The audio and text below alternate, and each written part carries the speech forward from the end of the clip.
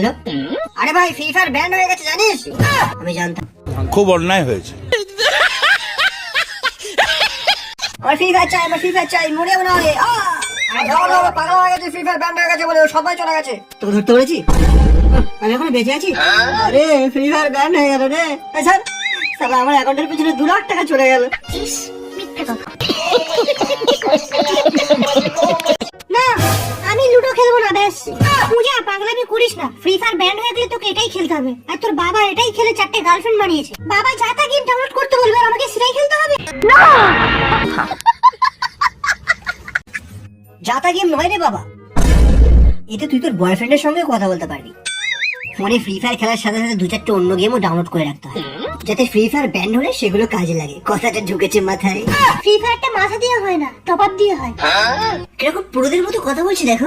ওরে তুই আমার কাছে এখন সেই ছোট্ট রুবড়িটাই আছিস, পুচকি কেলি আমার।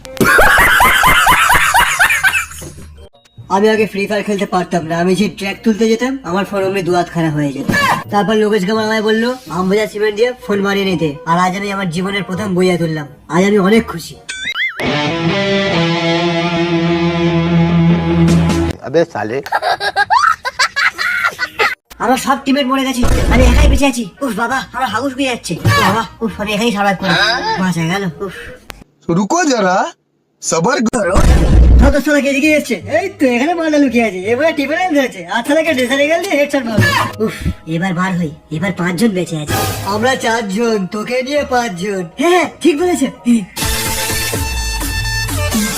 খতম।